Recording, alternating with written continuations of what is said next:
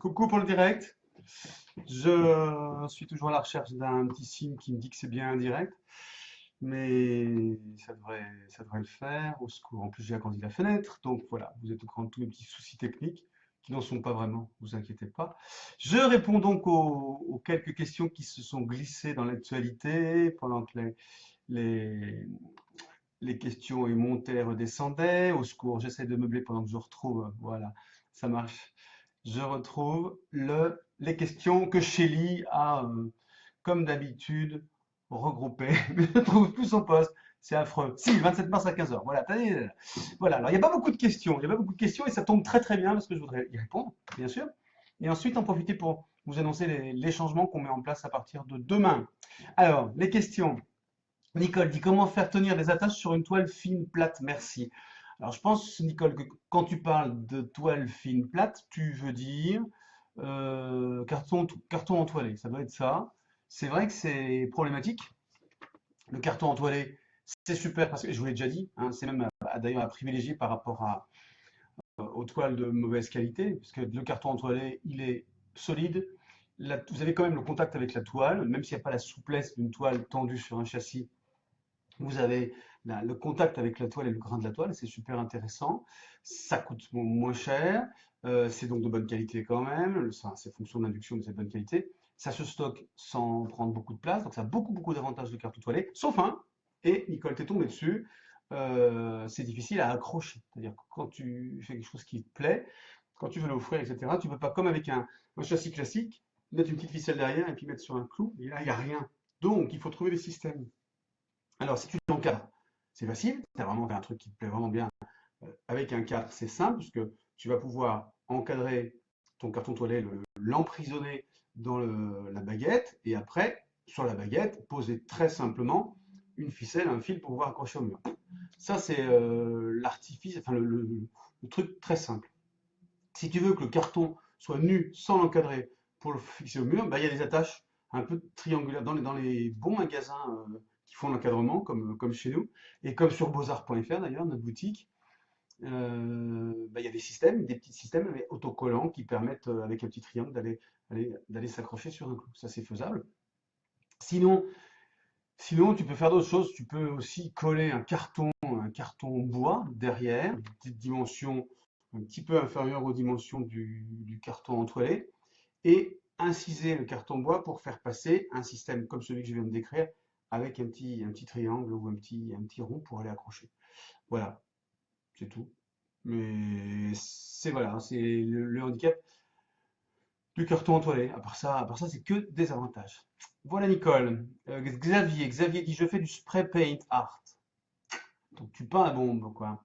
Sur des planches mélaminées. Ah oui, c'est très loin à sécher. Est-ce que j'aurais dû mettre quelque chose avant de peindre à la bombe? Alors, il y a Patrick qui met son grain de sel. Salut Patrick. Qui dit mets du gesso avant de peindre. Ben non, justement, Patrick.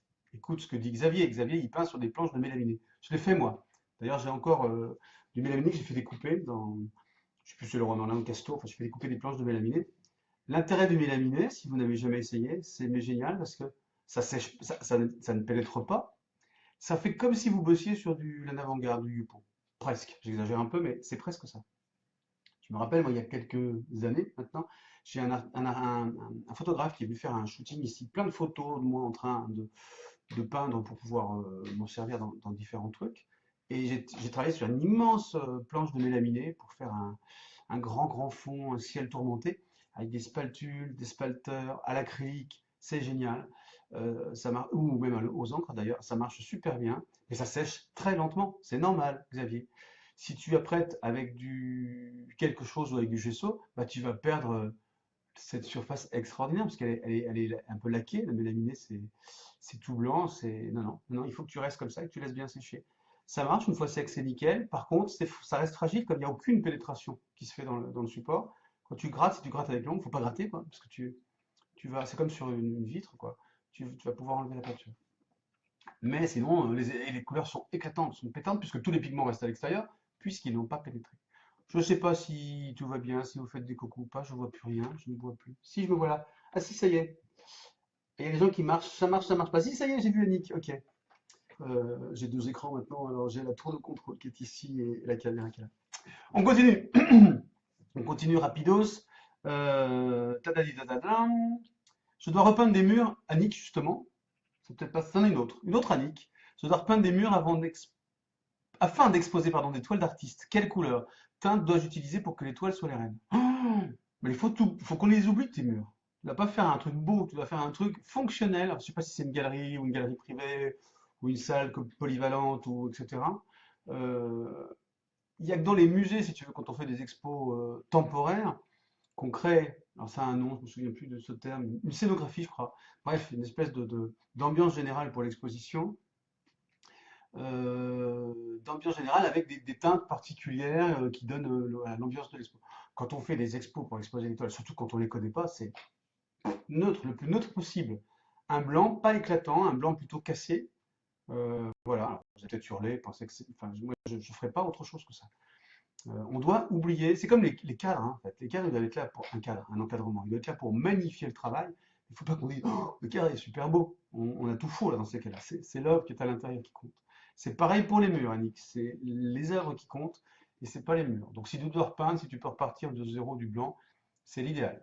Je dis ça et quand on avait une galerie, on a eu une galerie d'art avec ma petite femme et les murs étaient de toutes les couleurs. Mais c'était pas simple justement d'exposer. On avait rajouté, ah oui c'est vrai, on avait même créé des panneaux, comme des panneaux, des palissades, qu'on avait fabriquées, qui étaient toutes peintes en blanc, sur lesquelles on pouvait poser les toiles.